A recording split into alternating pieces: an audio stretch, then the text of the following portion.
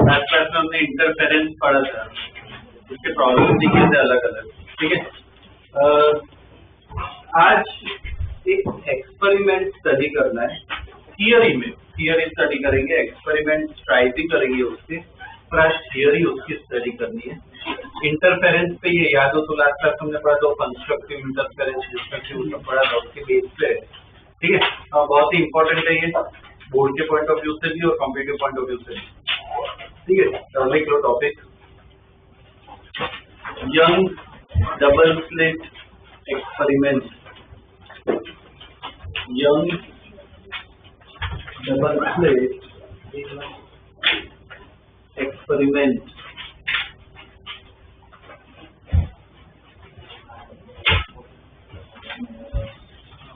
Double slit experiment. ठीक है, bracket में लिखो कैपिटल में YDSE,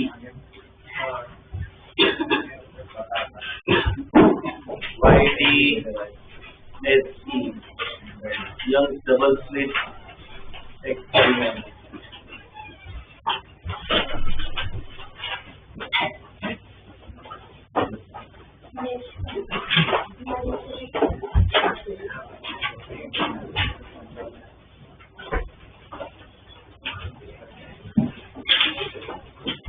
ये एक्सपेरिमेंट जो है, यंग डबल स्लिट एक्सपेरिमेंट, वो समझा रहा हूँ क्या है। ठीक है, विजुअलाइज पहले करना जरूरी है। मान लो ये जो बोर्ड है, ये अपना व्हाइट बोर्ड है, वो क्या है, स्क्रीन है। ठीक है, वो स्क्रीन है। ये रूम में हम एक्सपेरिमेंट कर रहे हैं, ये व्हाइट बोर्ड क्या है, स्क्रीन है। बीच में कहीं पे पूरा एक कवरिंग होगी। ठीक है, जैसे मान लो एक वॉल या कोई पर्दा लगाया होगा, कवर किया होगा। ठीक है, उस कवर में, उस पर्दे में ऐसे पतले से ना गैप बनाते, क्या कहते हैं, एकदम पतले से गैप, बहुत छोटे गैप था, पतले से गैप को हम क्या कहते हैं, स्लिट कहते हैं। बहुत ही पतला गैप होता है। ठीक है, दो गैप यहाँ पे, और एकदम पीछे कुछ लेजर लाइट या ऐसा कोई लाइट का सोर्स होगा यहाँ पे एकदम पीछे। ठीक है, तो सेटअप पहले तो समझ में आना चाहिए। ठीक है, यहाँ पे स्क्रीन, बीच में कहीं पे पर्दा है, एक ब्लॉकेज है, यहाँ पे पतला गैप है, दो पतले गैप है, उस गैप का क्या नाम होता है, क्या कहते हैं, स्लिट कहते हैं। और उसके पीछे एक लाइट सोर्स है, प्रेफरेबली क्या होता है, लेजर लाइट होती है। ठीक है, अब ये पूरा एक्सपेरिमेंट है अंधेरे में होता है, मतलब ये सब लाइट्स नहीं होनी चाहिए, सिर्फ जो लेजर लाइट अपना सोर्स है वही होना चाहिए। पूरा एक्सपेरिमेंट अंधेरे में होता है। तो क्या होता है उसमें, ये सोर्स है, इधर से लाइट प्रोड्यूस होती है। ठीक, ये सब लाइट जाएगी यहाँ पे, इस गैप में से पास होगी। अब ये जो लाइट है गैप में से पास होगी, बाद में स्क्रीन पे आएगी, है जिसको स्क्रीन कहते हैं। ठीक है, तो लाइट बाद में क्या यहाँ पे भी आएगी, इधर लाइट यहाँ पे भी आएगी, इधर हर जगह लाइट आएगी। और यहाँ पे स्क्रीन पे एक लाइट, एक वेव इधर से आएगी, दूसरी वेव यहाँ से आएगी। यहाँ पे क्या होगा, इंटरफेरेंस। क्या होगा, इंटरफेरेंस होगा। ठीक है, जैसे एक वेव इधर आ रही है, एक वेव यहाँ से आ रही है, इधर भी क्या होगा, इंटरफेरेंस होगा। पूरी स्क्रीन में, इसे स्क्रीन कहते हैं, हर जगह क्या होगा, इधर इंटरफेरेंस। उससे कैसा पैटर्न एक मिलता है हमें, बीच में यहाँ पे क्या है, ब्राइट स्पॉट आता है, ब्राइट दिखता है एकदम। मान लो suppose red laser light use की है, यहाँ पे एकदम रेडिश पूरा कलर दिखेगा, ब्राइट रेड। ठीक है, उसको क्या कहते हैं, फ्रिंज कहते हैं। पूरा रीजन होता है ना, उसे फ्रिंज कहते हैं, हमें एक फ्रिंज मिलती है ब्राइट। उसके थोड़ा ऊपर देखोगे, ठीक है, तो पूरा ब्राइट रेड दिखा, इसका देना पूरा ब्लैक होगा, कुछ नहीं दिखेगा, तो इसे हम क्या कहते हैं, डार्क फ्रिंज। बाद में और ऊपर जाओगे तो वापिस ब्राइट फ्रिंज मिलेगी। तो ऐसे ऑल्टरनेट, नीचे भी सेम ऐसा होगा, ऐसे ऑल्टरनेट क्या पैटर्न तुम्हें मिलेगी, उसको हम कहते हैं इंटरफेरेंस पैटर्न। ठीक है, क्या होगा स्क्रीन में वो करेंगे, हम एक्सपेरिमेंट करेंगे। ठीक है, वापस रिपीट कर रहा हूँ, ये ध्यान देना सबसे इंपॉर्टेंट पार्ट है। ठीक है, ये अपना व्हाइट बोर्ड है, क्या स्क्रीन है, पूरा रूम में अंधेरा है, बीच में एक गैप है, तो बीच में पूरी कवरिंग की है, बस ऐसे पतले से गैप बना है, उस गैप को क्या कहते हैं हम, प्लेट। और पीछे क्या होगी, लेजर लाइट, बिल्कुल लाइट का सोर्स। तो लाइट आ रही है लेजर लाइट से, इस गैप में से पास होंगे और फाइनली क्या स्क्रीन पे आएगी। तो क्या दिखेगा स्क्रीन पे, बीच में एकदम ब्राइट कलर दिखेगा, मान लो रेड ले रहे हैं तो ब्राइट रेड, उसके बाद ब्लैक दिखेगा, कुछ नहीं दिखेगा, बाद में वापस ब्राइट ब्लैक ब्राइट। ठीक है, ऐसे कंटिन्यूस पैटर्न मिलेगा। तो ये जो पूरा सेटअप है, ये जो एक्सपेरिमेंट है, जो हम क्या कहते हैं, यंग एक्सपेरिमेंट।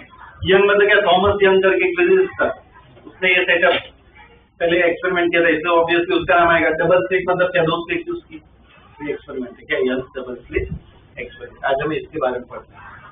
ठीक है, ये कितनी पैटर्न मिलेगी, थिकनेस क्या होगी, कहाँ पे क्या मिलेगा, ये सब हमें स्टडी करना है। ठीक है, सिंपल ट्रिग्नोमेट्री और वो सब भी लगाएंगे, एकदम इजी है, फॉर्मूलाज और वो सब हो जाएगा। ठीक है, पर समझना बहुत जरूरी है कैसे क्या होता है। ओके, ये ड्रॉ कर लो, अब मैं स्टेटमेंट लिख रहा हूँ थोड़ा क्विकली है।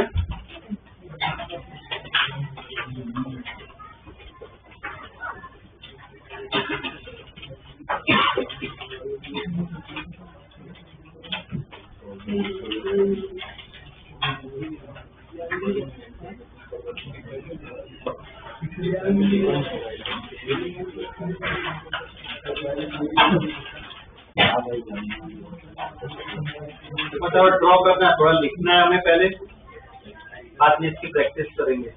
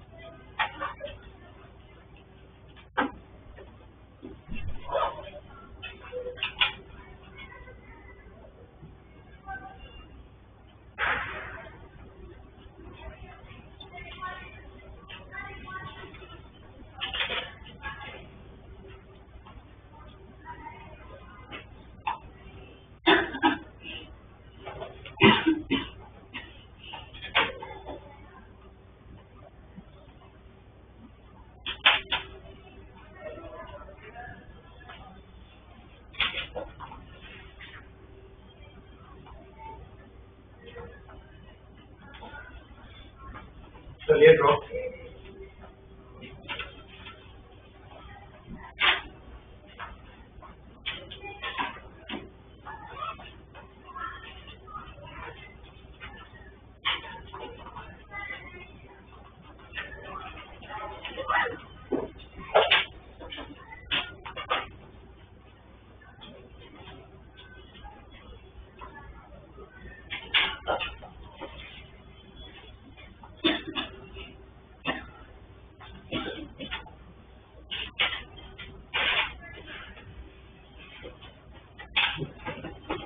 ये जो दो स्लिट है उनको इधर नाम दे दो कि ये S1 ले लेते हैं, ये S2। ठीक है, दो स्लिट है यहाँ पे S1 S2। ठीक है, आगे हमें रेफरेंस काम आएगा। स्टेटमेंट लिखो डायग्राम के नीचे,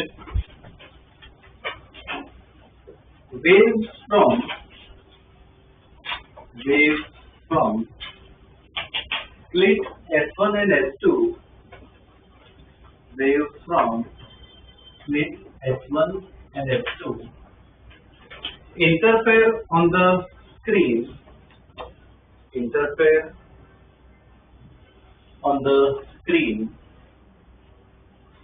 forming alternate bright and dark fringes, bright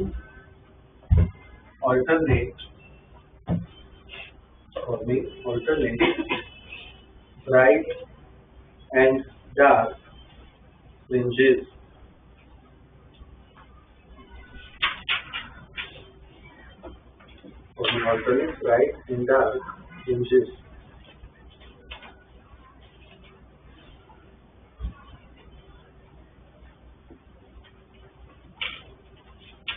देखिए नेक्स्ट लाइन में लिखो, central fringe is generally bright. Central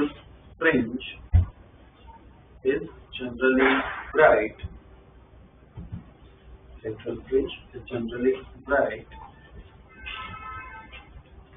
And is therefore called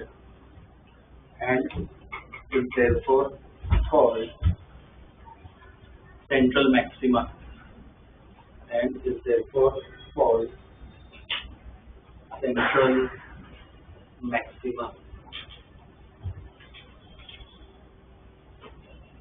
बीच वाला जो पार्ट है जनरली ब्राइट ही मिलता है, वो हम देखेंगे क्यों ऐसा होता है, तो उसे क्या कहते हैं, सेंट्रल मैक्सिमा कहते हैं। ठीक है, अब ये सेटअप को हमें ढंग से स्टडी करना है।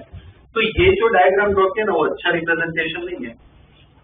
प्रॉपर ड्रॉ करना तो इधर साइड व्यू से देखते हैं तो कैसा डायग्राम दिखेगा कि सपोज यहाँ पे सोर्स है, ये जो स्लिट वाला जो पर्दा है वो ऐसा है, ठीक है, ये स्लिट है। तो स्लिट को मैं कैसे ड्रॉ कर रहा हूँ, ऐसे ये जो दो गैप बना है ये क्या है, स्लिट S1 और S2, ठीक है, के बीच में से लाइन पास करवाते हैं और यहाँ पे दूर कहीं पे ये अपनी स्क्रीन है, ठीक। तो अब क्या हो रहा है, एक लाइन इधर से आ रही है, मतलब बहुत सारी बीम आती है, यहाँ से भी आ रही है। अब इधर यहाँ पे स्क्रीन पे कोई पॉइंट P ले लेते हैं। अब क्या हो रहा है कि एक रे इधर जा रही है, एक रे यहाँ से आ रही है। अब ये दोनों रे इधर क्या करेंगे, इंटरफेयर करेंगे। मतलब अगर इधर ये हमने लास्ट क्लास में पढ़ा था, वो रिवाइज भी कर लेंगे, पर इतना अगर याद हो तो कंस्ट्रक्टिव इंटरफेरेंस और डिस्ट्रक्टिव पढ़ा था।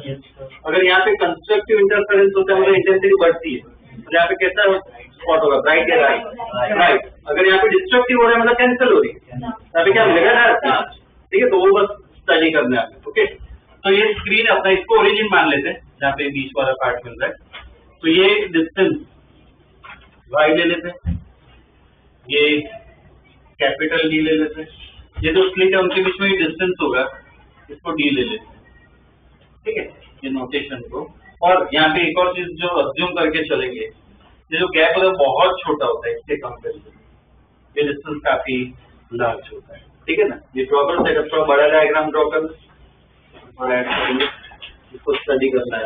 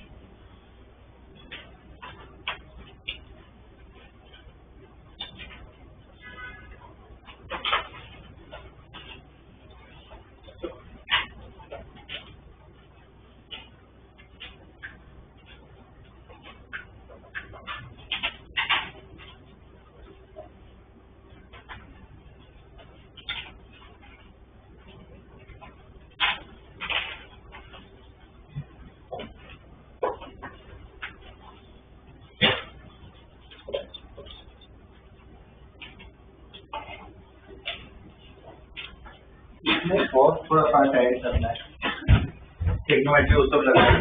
देखो ये बीच वाला जो पॉइंट है, इधर से P पॉइंट जहाँ पे इंटरफेरेंस हो रहा है, ऐसे लाइन कनेक्ट करते हैं, इधर से कोई रे नहीं आ रही है, बस जैसे कनेक्ट कर रहा है, ये एंगल थीटा ले लेते हैं, ठीक है, इस एंगल थीटा ऐड करो।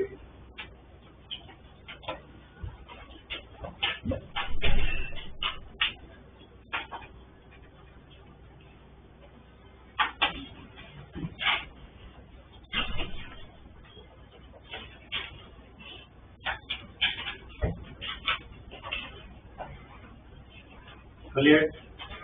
Okay. लिखो from the figure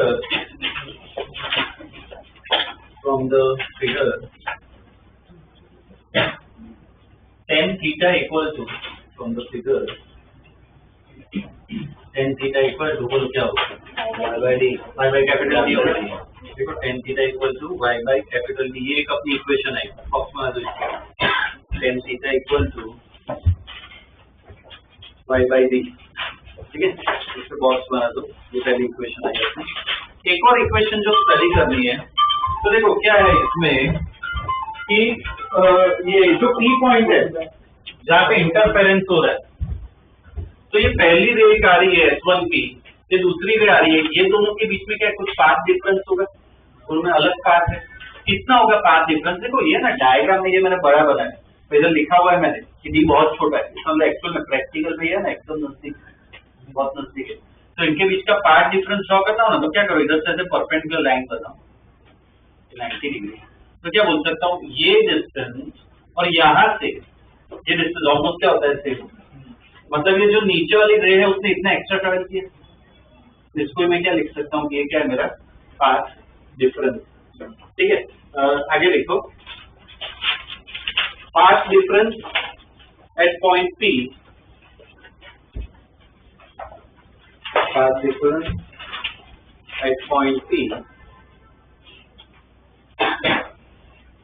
S2P minus S1P, S2P minus S1P equal to delta x, ठीक है, उसको delta x ले लेते हैं ना, S2P minus S1P equal to delta x, okay.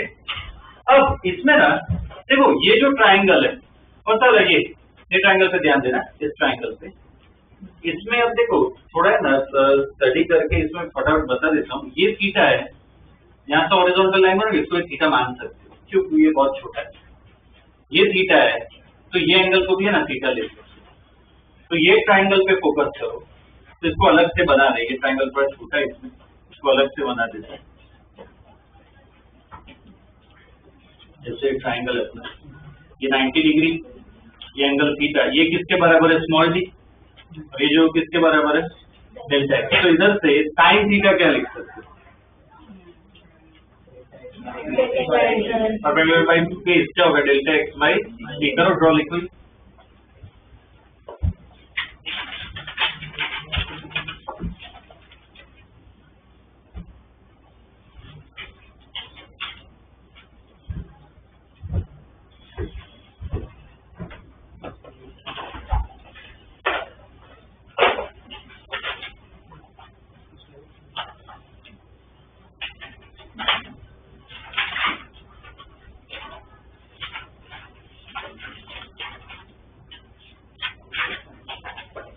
देखिए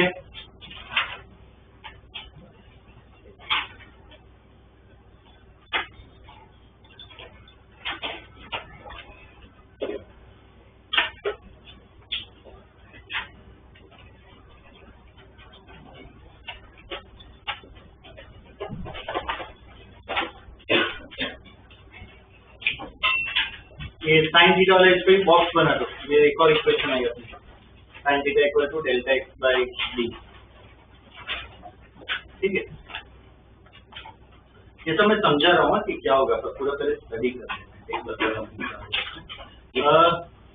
अब इसमें आगे देखो, if theta and Y are very small, if theta and y are very small, ठीक है, अगर थीटा और वाई बहुत छोटी वैल्यू है तो साइन थीटा और टेन थीटा को क्या ऐसे हम लिख सकते हैं ना, तो लिखो then sine theta equal to tan theta, then sine theta equal to tan theta. तो साइन थीटा और टेन थीटा को इक्वल करो। अभी हमने दोनों की इक्वेशन ली। टेन थीटा को क्या लिख सकता हूँ मैं, y by capital T. Sine theta को क्या लिख सकते हैं, delta x by small t. तो y इक्वल टू क्या लिख सकते हैं, delta x capital D by small t. Box में आता है एक और इक्वेशन आएगा, y equal to delta x capital D by small D. ठीक है, अब इसका मतलब समझाता हूँ, जो हमने स्टडी किया ना इसका मतलब। देखो ये एक्सपेरिमेंट क्या है, इधर से मान लेना अभी लाइट लेजर यूज कर रहे हैं, इधर से रेड लाइट आ रही है। अब एक लाइट यहाँ से पास होगी, एक लाइट यहाँ से आ रही है। अब इधर सपोज यहाँ से मान लो इधर से कुछ 2 mm 3 mm बहुत छोटा डिस्टेंस होता है, 2-3 mm ऊपर। अब तुम्हें यहाँ पे जानना है कंस्ट्रक्टिव होगा डिस्ट्रक्टिव होगा, उसके बीच में कुछ होगा। ठीक है, मतलब तुम्हें सपोज y की वैल्यू पता है। अब तुम सेटअप कर रहे हो, मतलब तुम्हें a भी पता है, स्मॉल d भी पता है। तो ये इक्वेशन यूज करोगे तो तुम्हें क्या मिल जाएगा, डेल्टा x मिल जाएगा। तो हमें पता है उससे क्या मिल जाएगा, डेल्टा x।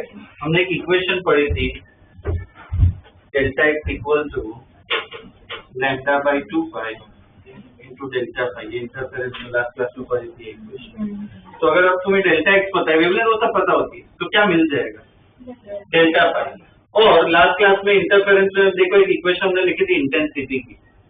देखो वो इक्वेशन,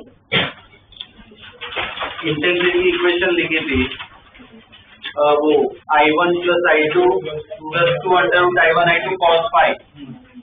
तो फाई तुम्हें पता हो तो क्या मिल जाएगा, तुम्हें इंटेंसिटी मिल जाएगी। एक बार इंटेंसिटी मिल गई तो अभी तुम्हें पता चल जाएगा कि ब्राइट मिलेगा, डार्क मिलेगा, क्या मिलेगा। मतलब तुम इक्वेशन से प्रेडिक्ट कर सकते हो कहाँ पे ब्राइट आएगा, कहाँ पे डार्क आएगा। तो ये सब इक्वेशन उसके काम आते हैं। ठीक है, इसके नीचे लिखो this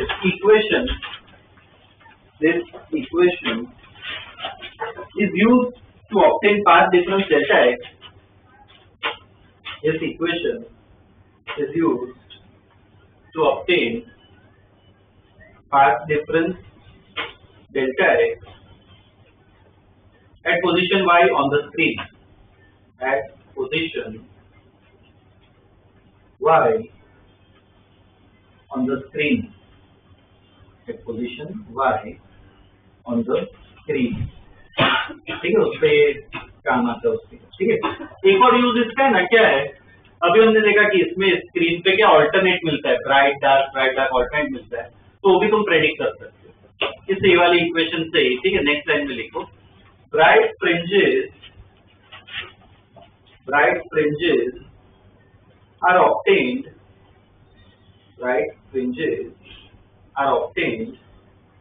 when there is constructive interference. Bright fringes are obtained when there is constructive interference. ये इंटरफेरेंस के नोट्स वापस निकालो, उसमें देखो हमने कंस्ट्रक्टिव इंटरफेरेंस पढ़ा था। देखो निकालो कंस्ट्रक्टिव इंटरफेरेंस वाला पार्ट नोट्स में निकालो। कंस्ट्रक्टिव इंटरफेरेंस मतलब क्या कि उधर इंटेंसिटी क्या होगी, मैक्सिमम। वो कब होती है, उसमें देखो डेल्टा एक्स लिखा था हमने, डेल्टा एक्स की कंडीशन कब होता है, delta x equal to 0 lambda 2 lambda 3 lambda integer में चलता है। क्या लिख सकते हैं, डेल्टा एक्स n लैम्डा। तो जहाँ पे पाथ डिफरेंस n लैम्डा होगा ना, उधर तुम्हें क्या कंस्ट्रक्टिव इंटरफेरेंस मिलेगा। तो वापिस अपने एक्सपेरिमेंट पे आ जाओ, जो स्टेटमेंट लिखवाया है उधर ही लिखो, डेल्टा एक्स इक्वल टू क्या होगा, n लैम्डा।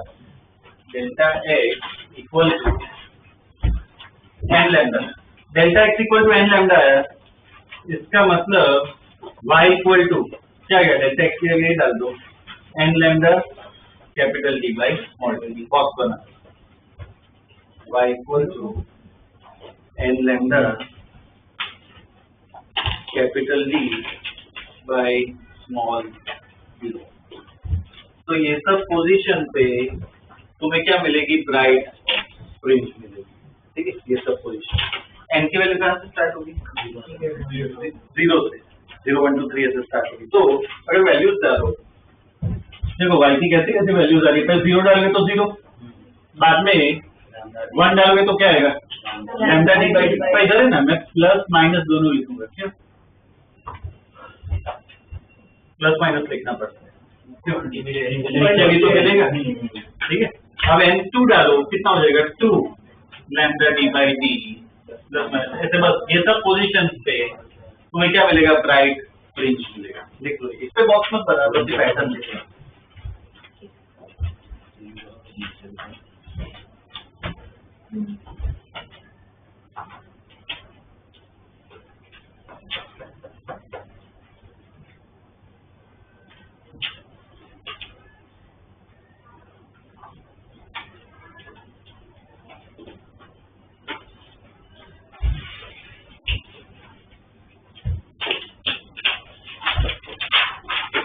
लिखिए। अब इसमें देखो y इक्वल टू 0 है, मतलब स्क्रीन पे ध्यान दो, y इक्वल टू 0 मतलब कौन सा क्वेश्चन होगी, बीच में इधर क्या मिलता है, ब्राइट स्पॉट मिलता है, और एकदम सिंपल लॉजिक है। इधर से जो रे आएगी S1 से और S2 से जो रे आएगी एकदम सिमेट्रिक होगी, तो पार्ट डिफरेंस क्या होगा, 0। क्या मिलेगा तुम्हें, कंस्ट्रक्टिव मिलेगा, ब्राइट स्पॉट मिलता है, ठीक है। तो इसको, ये जो पोजीशन y इक्वल टू 0, इसको क्या कहते हैं हम, सेंट्रल मैक्सिमम, क्या कहते हैं, सेंट्रल मैक्सिमम। ये जो पहली पोजीशन आई, इसको क्या कहते हैं हम, फर्स्ट मैक्सिमम या फर्स्ट ब्राइट फ्रिंज, क्या कहेंगे, फर्स्ट ब्राइट फ्रिंज, ठीक है। ध्यान रखना, फर्स्ट ब्राइट फ्रिंज मतलब सेंट्रल मैक्सिमम नहीं होता है, उसके ऊपर वाला होता है। 2 लैम्डा बाई डी है, तो ये क्या होगा, सेकेंड ब्राइट, सेकेंड ब्राइट, ठीक है, ध्यान रखना।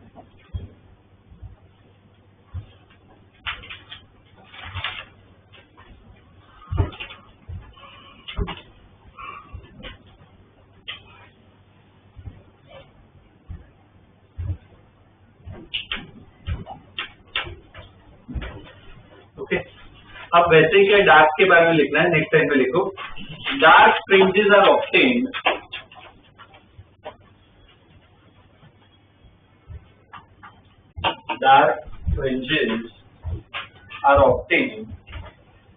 when there is destructive interference. Dark fringes are obtained where there is destructive interference. Where there is destructive interference. इसके लिए कंडीशन देखो क्या थी, delta x equal to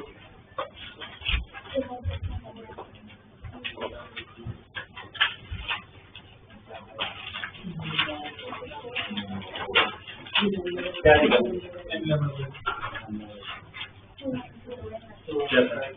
2n+1 lambda by 2 लिखो, उधर लिखो, delta x equal to 2n+1 lambda by 2, ये condition थी।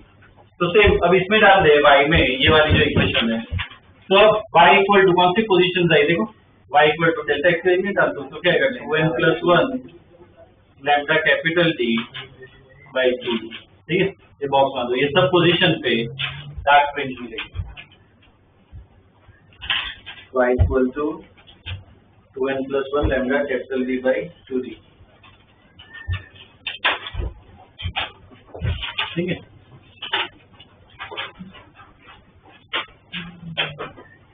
अब इसमें वैल्यूज डालते हैं, n की वैल्यू कहां से स्टार्ट होगी, 0 से स्टार्ट होगी, 0 डालो, क्या है,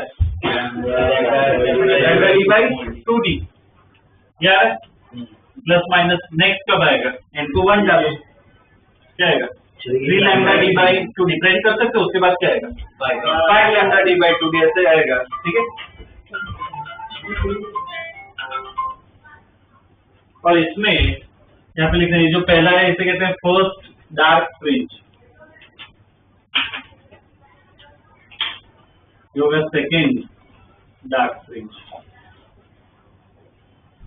ठीक है, ऐसे चलेगा।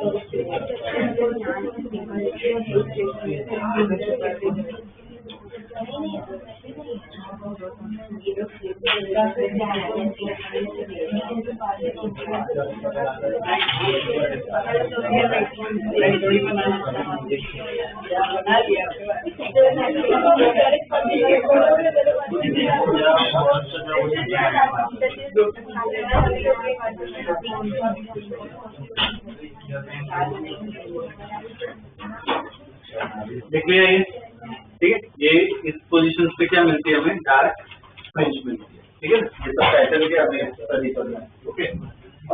उसके बाद देखो, अब हाँ एक और इम्पोर्टेंट पॉइंट ये बता देता हूँ। ये फॉर्मूला कोई ऐसा क्वेश्चन में पूछे, ठीक है, हम करेंगे प्रॉब्लम्स की भाई ये ब्राइट फ्रिंज निकालो, वो डार्क फ्रिंज निकालो, मतलब ये सब फॉर्मूला यूज कर सकते हो, पर तब यूज करना है जो वैल्यूज है ना बहुत छोटी है। अगर वैल्यू बड़ी आ रही है तो फिर ये फॉर्मूला यूज नहीं कर। उस केस में क्या करना पड़ेगा, ये जो हमने अलग से लिखा था ना साइन थीटा टेन थीटा, वो लगाना पड़ेगा, क्योंकि हम मान के चल रहे हैं sine theta tan theta same. वो एक चीज ध्यान में रखनी है, तो 2-3 स्टार बना के ना कि वो स्टेटमेंट लिख लो। If the value of y is large, if the value of y is large, then the above formulas are not applicable. If the value of y is large, then above formulas are not applicable. Not applicable, full stop.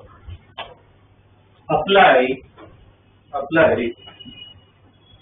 sin theta equal to delta x by small d.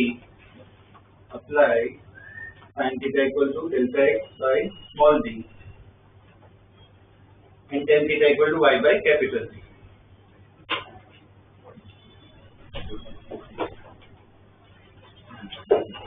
ठीक है, ध्यान रखना, ये सब हम करेंगे problem.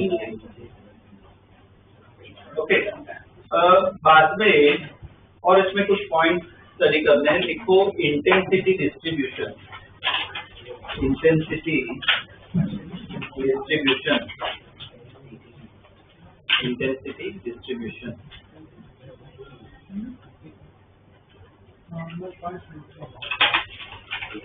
Okay, intensity distribution मतलब अगर देखो स्लिट S1, दो स्लिट है S1 S2, दोनों से लाइट आ रही है, मतलब दोनों से क्या इंटेंसिटी आ रही है। जनरली मेजॉरिटी जितनी प्रॉब्लम्स होंगी ना उसमें सेम ही आएगा। तो वो भी लिखवा देता हूँ, अलग आए तो भी लिखवा देता हूँ। स्टेटमेंट इसमें लिखो, if the intensity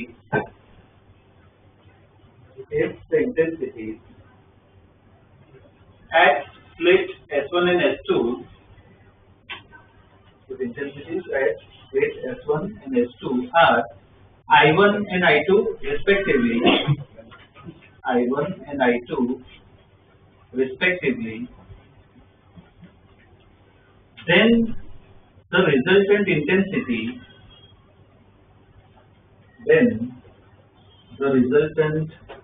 intensity, on the screen, and the resultant intensity on the screen is given by, resultant intensity on the screen is given by, कौन सा रिजल्टेंट का फॉर्मूला लगाना, लिख लो I equal to I1 plus I2 plus 2 under root I1 I2 और cos phi, ठीक है ना, ये यूज करना है, ठीक है। अगर इंटेंसिटी अलग हो तो इसमें आगे लिखो नेक्स्ट लाइन में, इफ इंटेंसिटी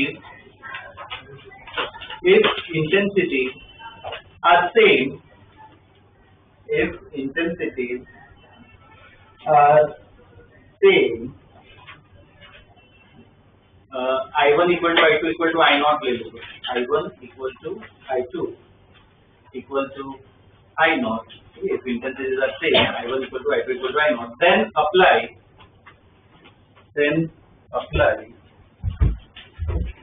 उस केस में अगर इंटेंसिटी इक्वल हो ना तो इसका शॉर्ट फॉर्म होता है, ट्रिग्नोमेट्री से ही आ जाता है, I इक्वल टू ये डायरेक्ट लगा सकते हो 4I not cos square pi by 2, ये लगा सकते हो I equal to 4I not cos square pi by 2, ठीक है, डायरेक्ट ये लगा सकते हो, इससे इंटेंसिटी आ जाएगी, वो I1 I2 वाला फॉर्मूला लगाने की जरूरत नहीं, ठीक है। इससे बता सकते हो मैक्सिमम इंटेंसिटी कितनी आएगी, मैक्सिमम कितनी आ सकती है, ये 1 हो जाएगा 4I नॉट, मिनिमम कितनी आएगी, देखो cos स्क्वायर है, स्क्वायर की मिनिमम वैल्यू क्या होती है 0, तो मिनिमम इंटेंसिटी क्या आएगी, ठीक है, मैक्सिमम क्या होगा 4I नॉट, मिनिमम क्या आएगा 0, ठीक है।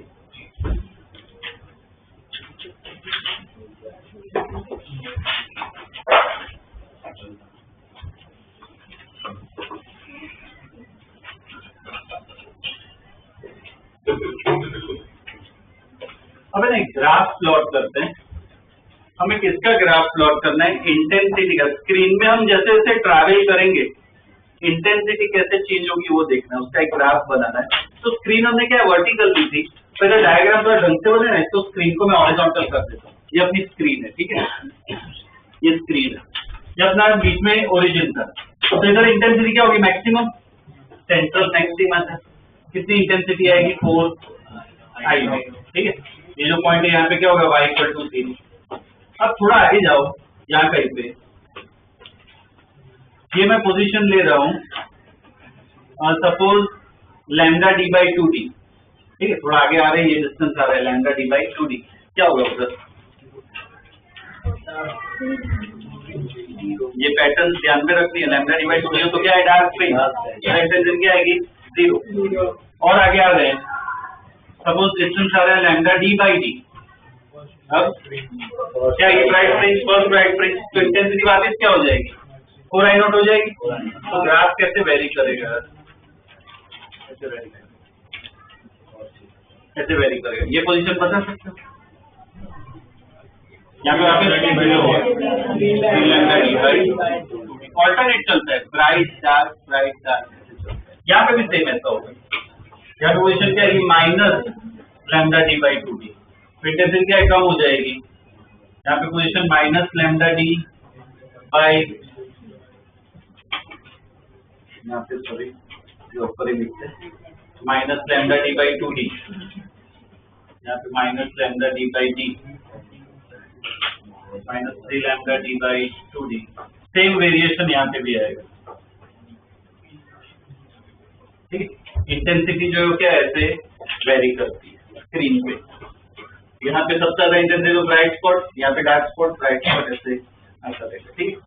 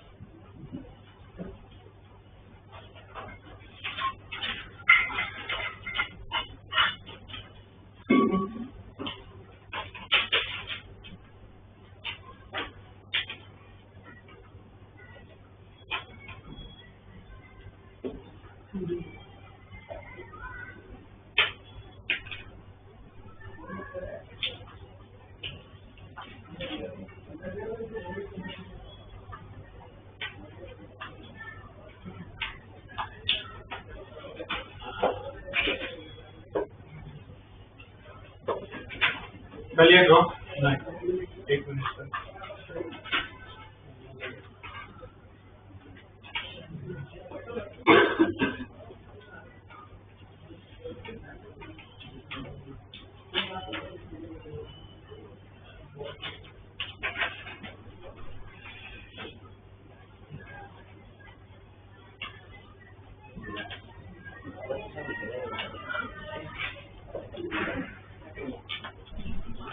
इसके नीचे एक डेफिनेशन लिखो, फ्रिंज विथ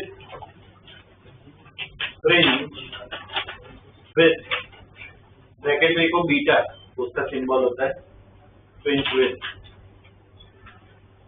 ठीक है, फ्रिंज विथ का मैं डेफिनेशन पहले लिखवाता हूँ, बाद में समझते हैं। लिखो, it is the distance between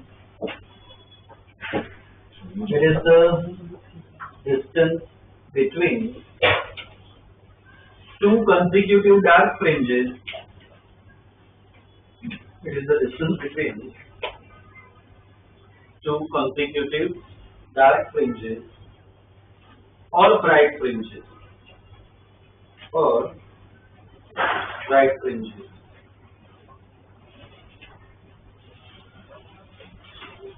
तो फ्रिंज विथ का मतलब देखो क्या होता है, कोई भी दो कंटिन्यूअस ब्राइट डार्क फ्रिंज लो, जैसे ये एक डार्क फ्रिंज है और ये है, तो इसके बीच का जो डिस्टेंस होता है उसको हम क्या कहते हैं, फ्रिंज विथ, बीटा। इसको फ्रिंज विथ कहते हैं। ठीक है, ये एक अपनी फ्रिंज हो गई। ठीक है, कितना होगा फॉर्मूला बता सकते हो, क्या होगा?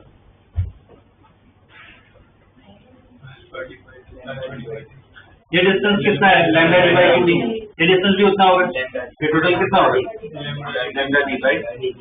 जरूरी नहीं है दो डार्क फ्रिंज हो, दो ब्राइट फ्रिंज भी हो सकता है। ये डिस्टेंस भी कितना होगा, बीटा, सेम ही होगा। अब तो मैं ऐसे कहूँ, ओरिजिन से तो मैं कहूँ सेकेंड ब्राइट फ्रिंज, मैं ऐसा कहूँ ओरिजिन से सेकेंड ब्राइट फ्रिंज, तो मैं 2 बीटा बोल सकता हूँ। पहली ब्राइट फ्रिंज देखो, ओरिजिन से पहली ब्राइट फ्रिंज कितने पे होगी, लैम्डा डी बाई डी, मतलब बीटा के बराबर होगी। सेकेंड ब्राइट फ्रिंज किसके बराबर होगी, 3 बीटा, ऐसे एग्जैक्टली। ठीक है, ये डायग्राम में ऐड कर देना और ये फॉर्मूला देखो, बॉक्स बना दो।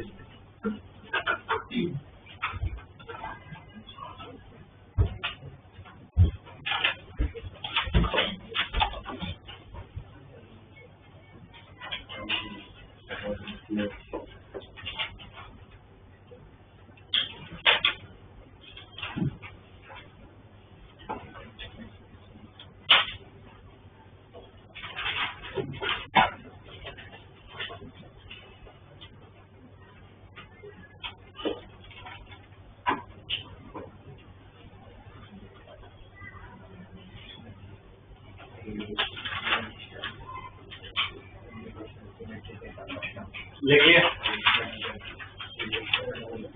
ये बॉक्स में देना, ये फॉर्मूला पे बीटा इक्वल क्या होता है, लैम्डा डी बाई डी। ठीक है, इसमें एक और जो पार्ट आएगा वो कौन सा है कि सपोज ये जिसमें एक्सपेरिमेंट है, डबल स्लिट एक्सपेरिमेंट है।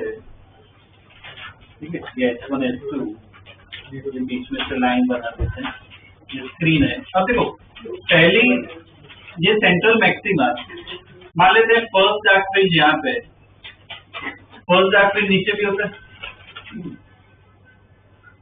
तो ये क्या अपना सेंट्रल मैक्सिमा, ये इंटेंसिटी वाला ग्राफ ऐसे बना देता हूँ।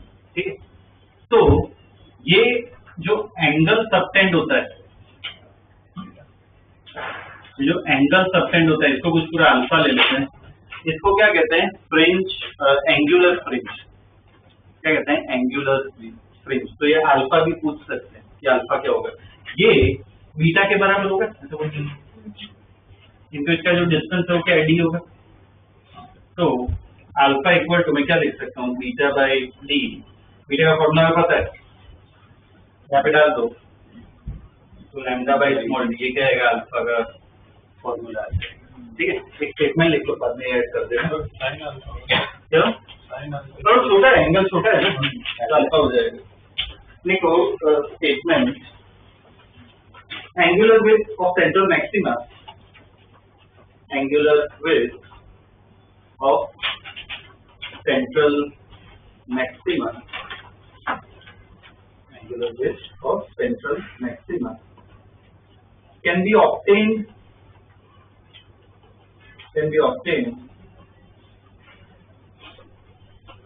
as the angle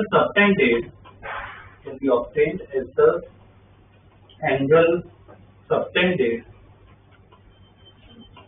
by first dark fringes, angle subtended by the first dark fringes on either side of the screen. First dark fringes on either side of the screen. First dark fringes on the either side of the screen. ठीक है ना, ये draw कर लो, लिख लो।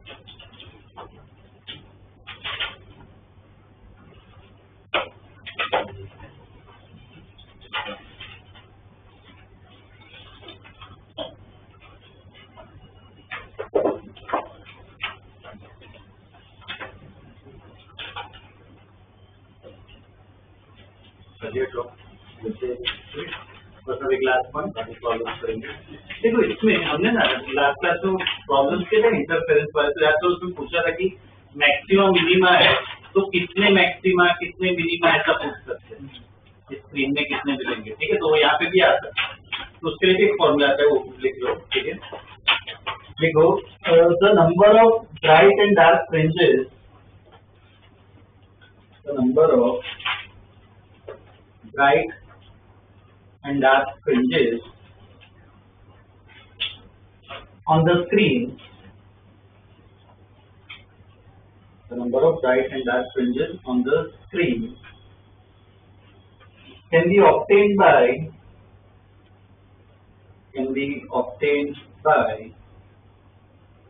finding the order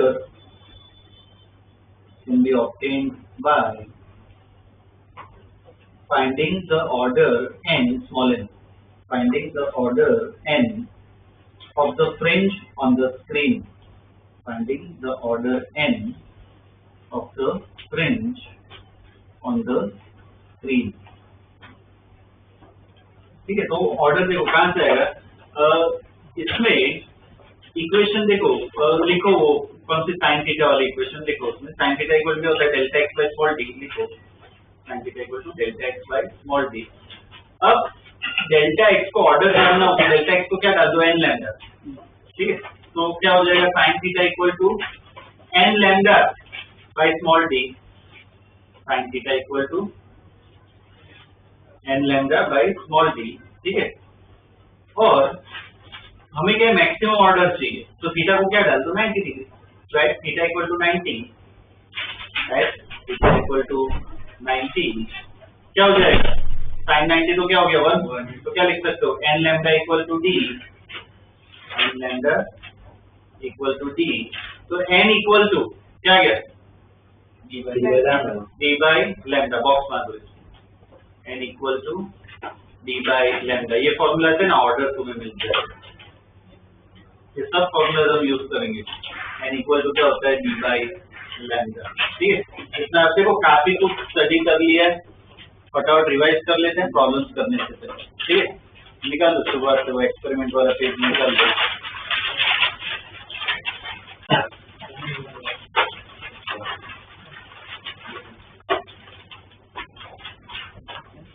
अब देखो इसमें क्या है, ये एक्सपेरिमेंट में क्या पैटर्न मिल रही है, क्योंकि दो स्प्लिट है S1 S2, उधर से क्या रेज आ रही है और इंटरफेरेंस मिल रहा है, तो डार्क ब्राइट ऐसे पैटर्न मिल रही है।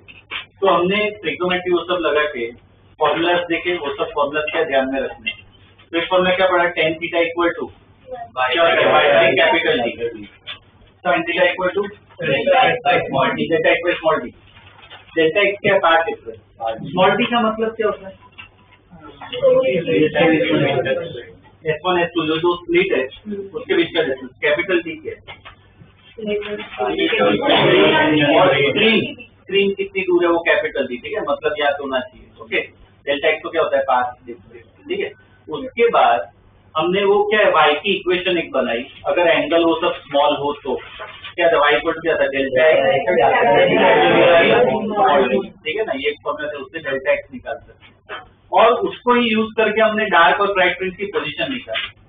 ब्राइट फ्रिंज निकालना हो कौन से फॉर्मूला यूज करोगे, y N lambda D by D, और अगर डार्क निकालना हो तो ठीक है, ये ध्यान रखना। पर ये फॉर्मूला कब वैलिड है, जब y स्मॉल हो, अगर y की वैल्यू लार्ज जाए तो ये फॉर्मूला यूज नहीं करता है, यूज करना पड़ेगा, ठीक है। एक और इसमें ना प्रॉब्लम में एक और पॉइंट को काम आएगा, अगर सपोज मैं तुम्हें कहूँ फर्स्ट ब्राइट फ्रिंज निकालो, तो ब्राइट फ्रिंज होगा कौन सा फॉर्मूला आएगा, y equal to N lambda D by D, N क्या डालोगे, अगर फर्स्ट डार्क फ्रिंज जो मतलब क्या, मैं सेंट्रल की बात नहीं कर रहा, उसके बाद की बात कर रहे हैं, तो एन क्या डालना होगा 1, फर्स्ट ब्राइट फ्रिंज मुझे तो N equal to 1, second bright मतलब एन इक्वल टू 2, ठीक है, ध्यान रखना। और डार्क फ्रिंज अगर मैं कहूँ तो फर्स्ट डार्क फ्रिंज 0 तो एन 0 डालना, ठीक है, क्योंकि ब्राइट में हम सेंट्रल मैक्सिमम को नहीं मिलती, इसलिए एन 1 से स्टार्ट होता है, ठीक है, ये पार्ट ध्यान में रखना। और उसके बाद क्या करिए हमने इंटेंसिटी देखिए, कंटिन्यूस बढ़ती है कम होती है, बढ़ती है कम होती है, ऐसा देखा, तो उससे सेपरेशन पे फोकस करना है। फ्रिंज विड्थ किसके बराबर आया था,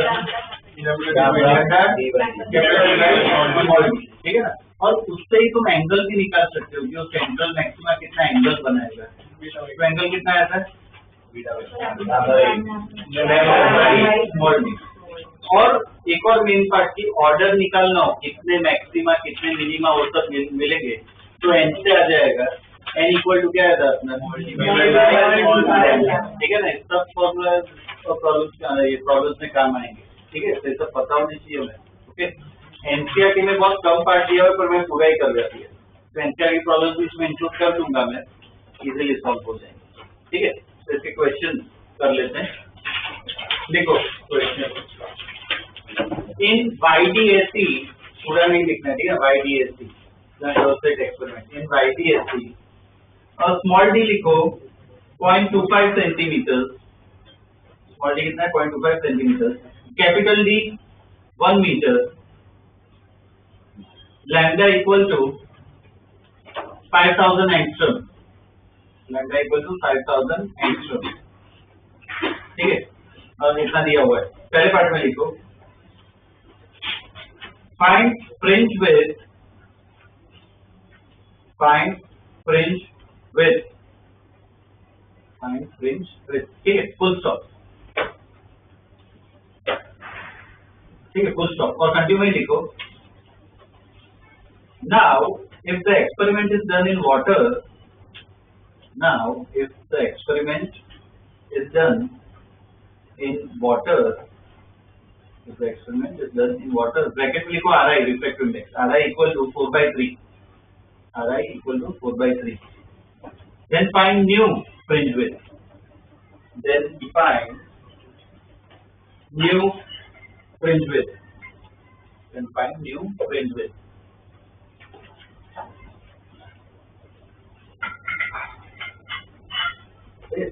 Find new fringe width.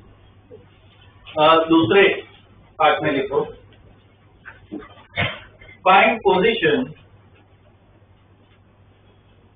position of third bright and dark fringe, find position of third bright and dark fringe, third bright and dark fringe, ठीक है। थर्ड पार्ट में लिखो find position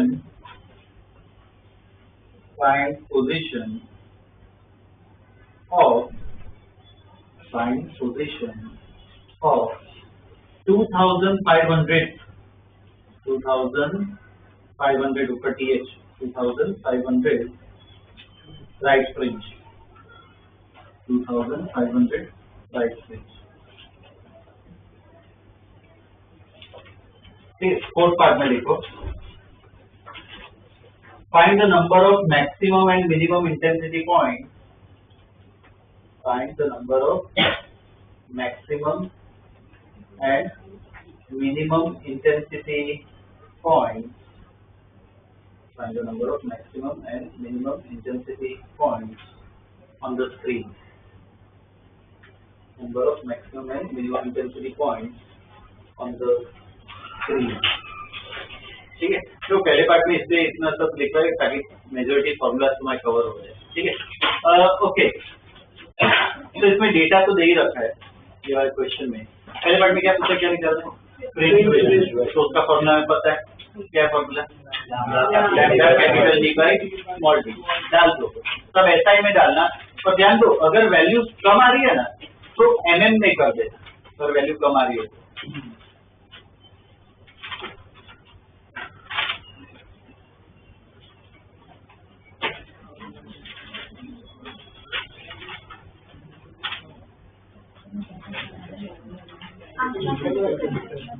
करना ही पड़ेगा।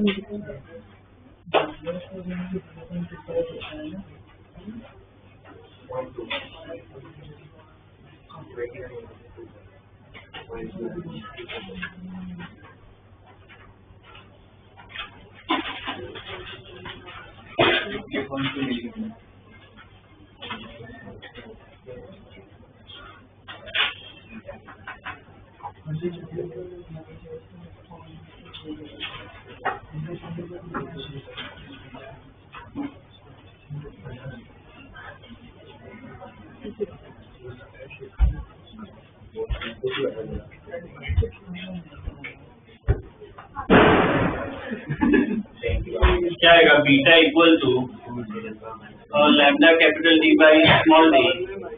लैम्डा कितना है 5000 एक्स्ट्रा, 5000 एक्स्ट्रा मतलब 10⁻10। D कितना है, कैपिटल डी 1 और स्मॉल डी कितना है 0.25 सेंटीमीटर, 10⁻2 कितना रहा है, 0.2 mm। एक तो सबका रहा है क्या, ये बीटा फ्रिंज विड्थ कितना है 0.2 mm, ठीक है। अरे वो पहला पार्ट खत्म नहीं हुआ है, पहले पार्ट में और क्या पूछा कि ये पूरा एक्सपेरिमेंट अब हम वाटर में कर रहे हैं, तो वाटर में करने से क्या फर्क होगा वो हमें स्टडी करना है, फ्रिंज विड्थ निकालनी है। तो देखो अगर वाटर में फ्रिंज विड्थ निकालनी हो, लैम्डा डी बाई डी क्या चेंज होगा अगर एक्सपेरिमेंट को हम वाटर में करें? सिर्फ वेवलेंथ चेंज होती है, ठीक है। तो देखो इसका थोड़ा स्टडी करते हैं। इसमें रिफ्रैक्टिव इंडेक्स जो है, रिफ्रैक्टिव इंडेक्स को है ना, मैं अभी आर आई लिख रहा हूँ। तो रिफ्रैक्टिव इंडेक्स का मतलब क्या होता है? वो वेवलेंथ के टर्म्स में lambda upon lambda in medium, मतलब वाटर, ऐसा ले सकते हैं। तो देखो अब इसमें तो बीटा अपने पास फॉर्मूला है lambda capital D by D. तो देखो इसको मैं क्या लिख सकता हूँ, लैम्डा को मैं ऐसे लिख सकते हैं lambda W into R I into capital D by D. तो बीटा इक्वल टू देखो lambda W D by small D किसके बराबर होगा? B into R I. तो मैं वाटर में फ्रिंज विड्थ निकालनी है तो किसके बराबर है? एयर में निकाल दो, डिवाइड बाय क्या कर दो? Refractive index. ये पहले स्टडी कर लीजिए। तो ये रिफ्रैक्टिव एयर में हमें फ्रिंज विड्थ आ गई है, बस रिफ्रैक्टिव इंडेक्स से डिवाइड कर दो तो वाटर में आ जाएगा, ठीक है। ऐसे लिख लो ये पूरे और कर लो कैलकुलेट।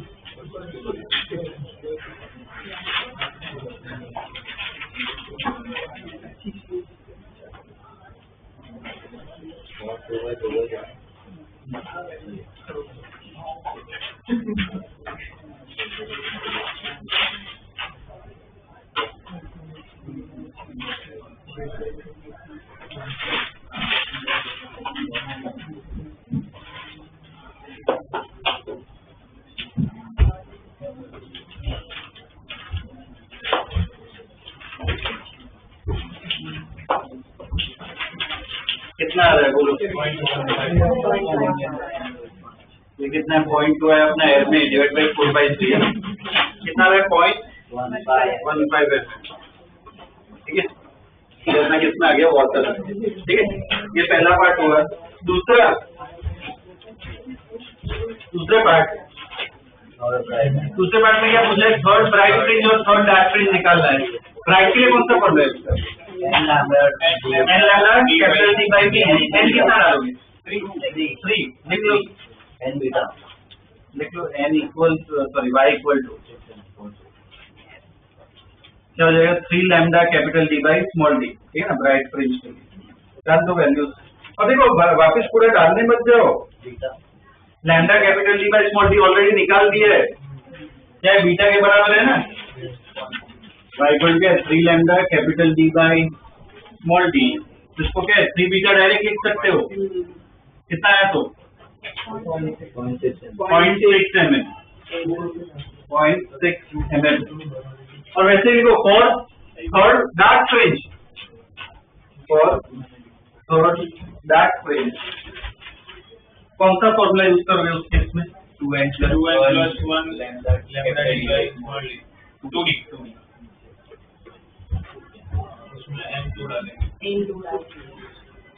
अगर डार्क फ्रिंज की बात करें तो फॉर्मूला क्या है? 2n plus 1 lambda capital D by 2d। और थर्ड डार्क है, तो n क्या डालना है? n क्या डालोगे? 2, ध्यान रखना, सॉरी क्योंकि इसमें 0 से स्टार्ट होता है। तो n क्या डालोगे? 2। तो y कितना आएगा?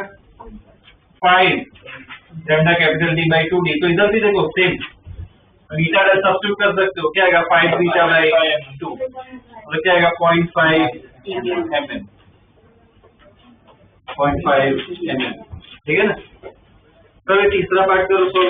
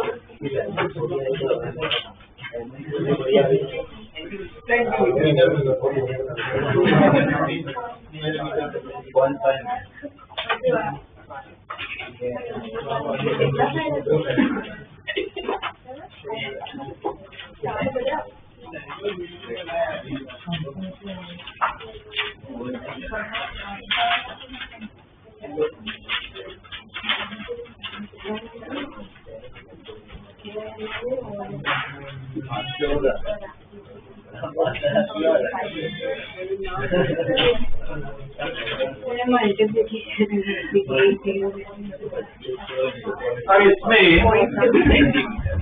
देखो अब जो उसके बाद वाला पार्ट है थर्ड पार्ट, उसमें क्या पूछा है कि 2500 फ्रिंज निकाल ली है तो n lambda D by T use करे, n क्या डालोगे 2500 लैम्डा डी बाई टी, तो 2500 बीटा क्या है आंसर 500 मतलब कितना 0.5 मीटर लिख सकते हैं। अब ये जो आंसर है ना वो रॉन्ग, ये वाला, क्योंकि अब y की वैल्यू देखो काफी बड़ी आ रही, mm में आए चलेगा, y की वैल्यू क्या आ रही है काफी बड़ी आ रही है, इसका मतलब क्या कि तुम ये फॉर्मूला यूज नहीं करते, तो उसमें लिखा है अलग से कि अगर बड़ी वैल्यू आ रही हो y की तो क्या साइन थीटा टेन थीटा वो सब यूज करना पड़ेगा। तो कैसे यूज करते हैं वो बताता हूँ, ठीक है। इसमें इसलिए थर्ड पार्ट लिखवा है, ठीक है।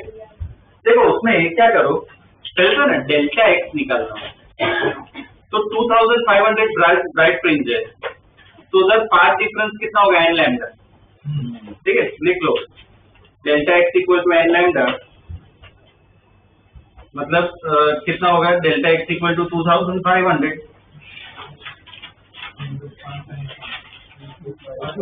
और लैम्डा भी दे रखा है, निकाल दो डेल्टा एक्स।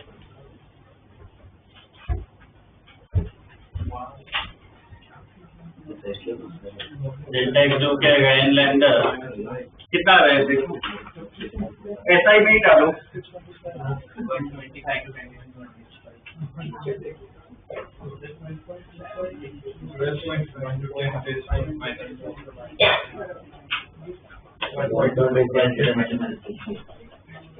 कितना आ रहा है 1.25 इंटू 10⁻³ आ रहा है मीटर, ये डेल्टा एक्स आया। और जो मेन अपना टारगेट क्या है y निकालना है, तो देखो पहले साइन थीटा इक्वल टू क्या होता है delta x by small d, अब ये निकालो स्मॉल डी भी पता है, डेल्टा एक्स पता है स्मॉल डी भी पता है, डाल दो वैल्यू।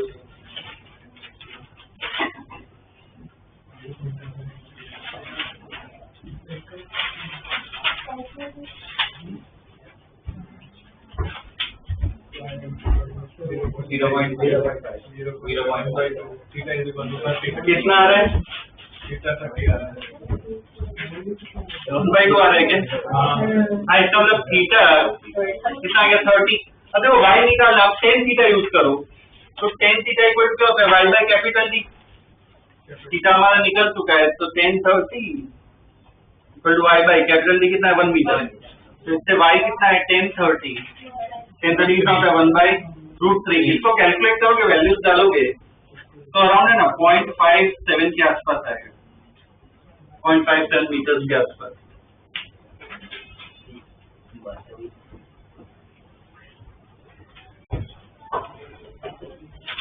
ठीक है, y जो है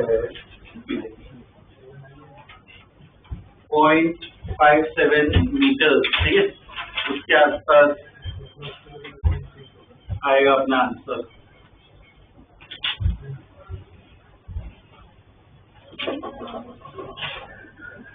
वो क्लियर है क्या? नॉर्मल फॉर्मूला उसके उससे 0.5 आया था, इससे उसके 0.5 से आएगा। ऑप्शन दोनों दिए होंगे, हमें पता होना चाहिए, ठीक है। तो ध्यान रखना, बड़ी वैल्यू आए ना तो sine theta tan theta use करना होता है, ठीक है। फोर्थ पार्ट में क्या पूछ रहा है?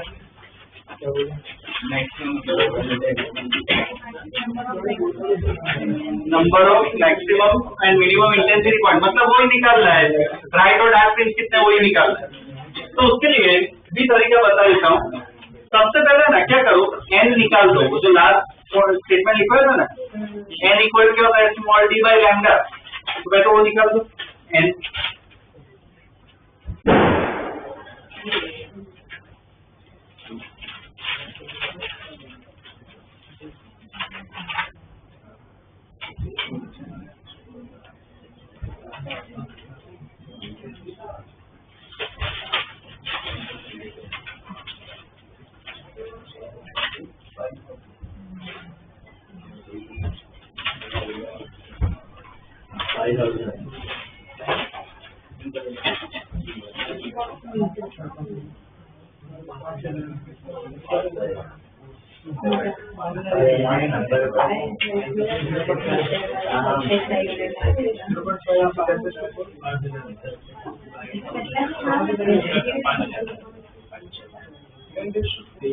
कितना रहा है? 5000 आ रहा है। ओके, अब देखो इसका मतलब समझ, ठीक है। तो देखो यहाँ पे सबसे पहले ये स्क्रीन है, ये अपना ओ इधर लिख रहा हूँ, इसका मतलब क्या है, सेंट्रल मैक्सिमम।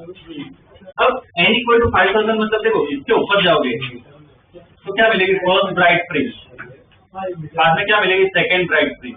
ऐसे ऊपर जाते ही जाओ, इनफाइनाइट पे जाओगे तब जाके n क्या मिलेगा, 5000, ठीक है। First bright fringe, second bright fringe से जाओगे ऊपर 5000 मिलेगा, नीचे भी सेम मिलेगा। तो नंबर ऑफ ब्राइट फ्रिंज की बात करें तो देखो ऊपर 5000 होगी, नीचे भी 5000 होगी, बीच में सेंट्रल को हमने नहीं गिना है तो +1 भी करना पड़ेगा, सेंट्रल पे भी होगा +1, तो कितना आएगा टोटल 10,000। कितनी क्या आएगी ब्राइट फ्रिंज। अब इसी लॉजिक पे डार्क भी निकाल सकते हो। देखो हमें जो अल्टरनेट चलता है, तो देखो ये ओरिजिन है और ये n1 है, तो इधर क्या एक डार्क आएगी, डार्क में ना फ्रैक्शंस में देखो, मतलब ये 0.5 होगा n इक्वल टू, इधर भी बीच में आएगी 1.5। तो ऐसे चलते चलते कहां तक आएगा, 0.5 तक आएगा। तो इधर भी सेम लॉजिक लगाओ, देखो 0 के ऊपर एक आई, 1 के ऊपर एक आई, 2 के ऊपर एक आई, ऐसे सब आएगी तो ऊपर कितनी आएगी 5000। तो नंबर ऑफ डार्क फ्रिंज ऊपर कितनी थी 5000, नीचे भी कितनी होगी 5000, +1 करोगे ये प्लस तो उससे मैक्सिमम का ही होता है। तो डार्क फ्रिंज कितनी आई 10,000, ठीक है। इतनी फ्रिंजेस मिलेगी 10,000, ठीक है। ऐसे ये प्रॉब्लम सॉल्व कर रहे हैं, क्लियर, ठीक है। देखो अभी इतना ही करवा रहा हूँ, कल की क्लास में मैं इस पर प्रैक्टिस करवाऊंगा प्रॉब्लम, ठीक है। तो मॉड्यूल ग्रुप पे वैसे मैं मैसेज डाल दूंगा, पर मॉड्यूल ना लेके आना, उसमें मैं टिक करूंगा, इसके प्रॉब्लम सॉल्व भी करेंगे, ठीक है।